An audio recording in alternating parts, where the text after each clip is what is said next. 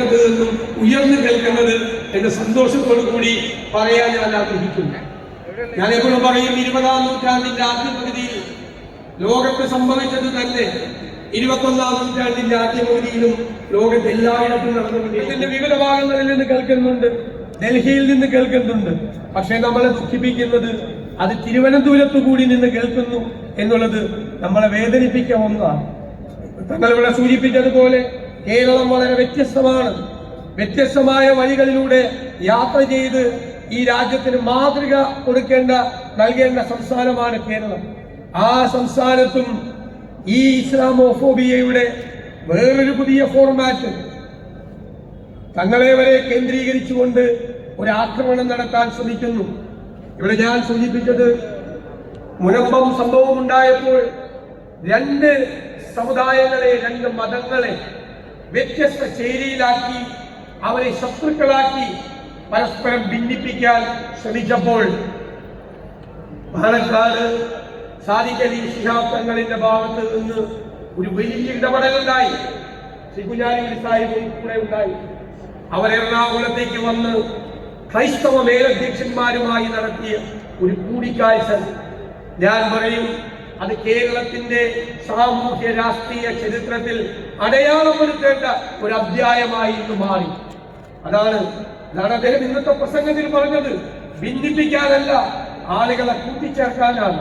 ഭിന്നിപ്പിക്കാനായി വന്ന എല്ലാവരുടെയും തന്ത്രങ്ങളെ ഇല്ലാതാക്കി യോജിപ്പിന്റെ അന്തരീക്ഷം ഉണ്ടാക്കി, ക്രെഡിബിലിറ്റി, വിശ്വാസ്യത ഉണ്ടാക്കി. അദ്ദേഹം പറഞ്ഞു, നിങ്ങളെ ഇവിടെ നിന്ന് ഇറക്കിവിടാൻ ഒരു മുസ്ലിം സംഘടനയും ഉണ്ടാവില്ല, നിങ്ങളോടൊപ്പമായിരിക്കും എല്ലാവരും എന്ന് പറഞ്ഞ അദ്ദേഹത്തിന്റെ വാക്കുകൾ അവരിന്ന് വിശ്വാസ്യതയോടുകൂടിയ ഹൃദയത്തിൽ ഏറ്റുവാങ്ങി. ആ സന്ദർഭത്തിൽ അഭിയോജ്യരായ ജിഫ്രി തങ്ങളും ആ നിലപാട് സ്വീകരിച്ചു എന്നുള്ളത് പ്രത്യേകം ഞാനിവിടെ പരാമർശിക്കാൻ ആഗ്രഹിക്കുന്നു. എല്ലാവരും ഒരുമിച്ച് നിന്നുകൊണ്ട് ഭിന്നിപ്പിക്കാനുള്ള തന്ത്രങ്ങളെ തകർത്ത് നമുക്ക് ഒന്നിച്ചു നിൽക്കാൻ കഴിയുമെന്ന് അഭിമാനത്തോടെ ഈ കേരളത്തിൽ നിന്നുകൊണ്ട് നമുക്ക് ലോകത്തോട് വിളിച്ചു പറയാൻ കഴിഞ്ഞു എന്നുള്ളതാണ് പ്രത്യേകത. ഇന്ന് മലപ്പുറത്തെ ഒറ്റപ്പെടുത്താൻ ശ്രമിക്കുന്നു. മലപ്പുറത്ത് മുഴുവൻ കുഴപ്പമാണ് എന്ന് വരുത്തി തീർക്കാൻ ശ്രമിക്കുന്നു. അതെല്ലാം ഇസ്ലാമോഫോബിയയുടെ വേറെ ഭാഗങ്ങളാണ്. ഒരു ലേഖനത്തിൽ പരിണിതപ്രജ്ഞനായ ഒരു നേതാവിനെ കൊണ്ട്, അദ്ദേഹമാണോ എഴുതിയത് എന്ന് എനിക്കറിയില്ല, അദ്ദേഹത്തെ കൊണ്ട് എഴുതി ഈ വിഭജന കാലത്ത് ഏറ്റവും കൂടുതൽ പാകിസ്ഥാൻ വാദം ഉണ്ടായത് മലപ്പുറത്ത് നിന്നാണ്. ഒന്നത് മലപ്പുറം ഉണ്ടായിട്ടില്ല. അത് പഴയ മദിരാശി സംസ്ഥാനത്തിന്റെ ഭാഗമായിരുന്നു ഈ പ്രദേശം എന്ന് പറയുന്നത്.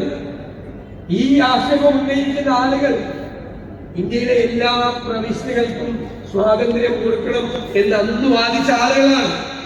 ഇവിടെ നിന്ന് ഒരു ശബ്ദം ഉണ്ടായില്ല. ഭരണഘടനാ അസംബ്ലിയിൽ രാജ്യത്തിന് വേണ്ടി വീറോടെ വാദിച്ച CD സാഹിബിനെ വരെ ആ ലേഖനത്തിൽ അപമാനിച്ചു. ഇതൊക്കെ പറയുന്നത് ഇതെല്ലാം വേറെ തന്ത്രങ്ങളാണ്, വേറെ രീതികളാണ്. എന്താണ് ഡൽഹിയിൽ നിന്നുകൊണ്ട് കുറെ ആളുകൾ ഭിന്നിപ്പുണ്ടാക്കാൻ ശ്രമിക്കുന്നത്? അവരുടെ കയ്യാളുകളായി, അവരുടെ ശബ്ദമായി, അവരുടെ ജിഹ്വയായി ചില ആളുകൾ കേരളത്തിലും അത് ഉണ്ടാക്കാൻ പോകുന്നു, ഉണ്ടാക്കാൻ ശ്രമിക്കുന്നു എന്നതിന്റെ സൂചനകളാണ്. സെപ്റ്റംബർ 21-ാം തീയതി മലപ്പുറം ജില്ലയെ കുറിച്ച് ഡൽഹിയിലെ ദേശീയ മാധ്യമങ്ങളിൽ ഒരു PR ഏജൻസിയുടെ വാർത്തകൾ. മലപ്പുറം വളരെ മോശമാണ്, കുഴപ്പം പിടിച്ച ആളുകളാണ് ഇവിടെ ഉള്ളത്. 21-ാം തീയതി ഒരു പത്രസമ്മേളനം നടത്തും. ആരാണെന്ന് ഞാൻ ഇവിടെ പറയുന്നില്ല. 29-ാം തീയതി ഹിന്ദു ദിനപത്രത്തിൽ ഒരു അഭിമുഖം കൊടുത്തു. ഈ 3 കാര്യത്തിലും ഉള്ളത് ഒരേ കമ്പ്യൂട്ടറിൽ അടിച്ച മലപ്പുറം വിരുദ്ധ പ്രസ്താവനകൾ തന്നെയാണ്. ആരെ സന്തോഷിപ്പിക്കാൻ വേണ്ടിയിട്ടാ? ഇവിടെ എന്താ കുഴപ്പം? ഇത്രയും സൗഹാർദ്ദം എവിടെയാണുള്ളത്? ഇത്രയും സ്നേഹം എവിടെയാണുള്ളത്? ഇതുപോലെ ഒരുമിച്ച് താമസിക്കുന്ന സ്ഥലം വേറെ എവിടെയാണുള്ളത്? ഈ സ്നേഹത്തിന്റെ, സൗഹാർദ്ദത്തിന്റെ, സാഹോദര്യത്തിന്റെ ഭൂമിയെ കുറിച്ച് മോശമായ പ്രചരണം നടത്തി ചിലരുടെ ഗുഡ് ബുക്കിൽ ആകാൻ വേണ്ടി പലരും ശ്രമിക്കുമ്പോൾ നമ്മൾ അതിന് മറുപടി കൊടുക്കേണ്ടത് തങ്ങളുടെ പറഞ്ഞ മനോഹരമായ വാക്കുകളിലൂടെയാണ്, ഹൃദയ വിശാലതയിലൂടെ എല്ലാവരെയും ചേർത്ത് നിർത്തിക്കൊണ്ടാണ്. ഹൃദയത്തോട് ചേർത്ത് നിർത്തിക്കൊണ്ടാണ് എല്ലാവരോടും നമ്മൾ പെരുമാറേണ്ടത്. നമുക്കവരെ തോൽപ്പിക്കാൻ കഴിയും. എനിക്ക് ഉറപ്പുണ്ട്, നമുക്കവരെ ഒരുമിച്ച് നിന്നുകൊണ്ട്, തോളോട് തോളുരുമി നിന്നുകൊണ്ട്, നമ്മളെ ജാതീയമായി മതപരമായി ഭിന്നിപ്പിക്കാൻ ശ്രമിക്കുന്ന എല്ലാ ശക്തികളെയും നമുക്ക് ചെറുത്തു തോൽപ്പിക്കാൻ നമുക്ക് കഴിയുമെന്ന കാര്യത്തിൽ യാതൊരു സംശയവുമില്ല. മക്കയിൽ നിന്നും മദീനയിലെത്തിയ പ്രവാചകൻ അവിടെ ഒരു ഭരണഘടന ഉണ്ടാക്കി. ആ ഭരണഘടന ഇസ്ലാമിന് വേണ്ടി മാത്രമുള്ള ഭരണഘടനയായിരുന്നു. അവിടെ ജീവിച്ചിരുന്ന ക്രൈസ്തവർക്ക് വേണ്ടി, അവിടെ ജീവിച്ചിരുന്ന ജൂതന്മാർക്ക് വേണ്ടി എല്ലാവർക്കും അവരവരുടെ പ്രാർത്ഥനകളിൽ മുഴുകാൻ, അവരുടെ വിശ്വാസത്തിൽ നിൽക്കാൻ അവരെ അനുവദിക്കുന്ന ഒരു ഭരണഘടനയാണ്. ആ ഭരണഘടന പോലെ സമാനതകളില്ലാത്ത ഒരു ഭരണഘടനയാണ് നമ്മുടെ രാജ്യത്തിന്റെ ഭരണഘടന.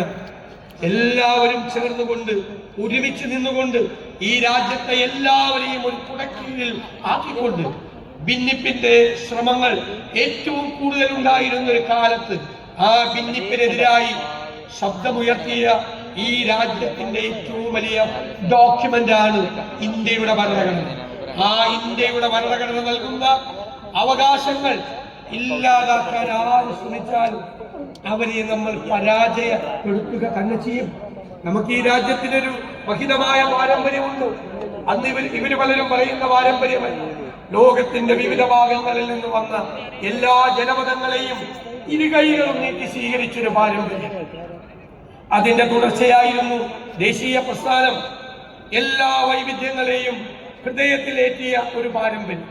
അതിന്റെ എല്ലാം പ്രോഡക്റ്റാണ് നമ്മുടെ ഇന്ത്യൻ ഭരണഘടന. ആ ഭരണഘടനാ മൂല്യങ്ങളെ സംരക്ഷിക്കാൻ നമുക്ക് കഴിയും, നമുക്ക് കഴിയണം. നമ്മൾ ഒരു കാര്യം മനസ്സിൽ വിചാരിക്കുക, നമ്മളല്ല ഭീരുക്കൾ, നമ്മളല്ല ഭയക്കേണ്ടത്. അവരാണ് ഭീരുക്കൾ.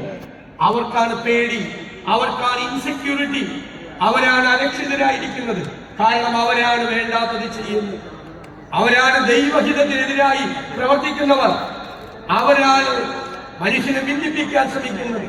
ഭയം വേണ്ടത് അവർക്കാണ്, നമുക്കല്ല ഭയം വേണ്ടത്. നമ്മൾ ധീരരായിരിക്കുക. ഭീരുക്കളെ തോൽപ്പിക്കേണ്ട ചുമതല നമുക്കാണ്.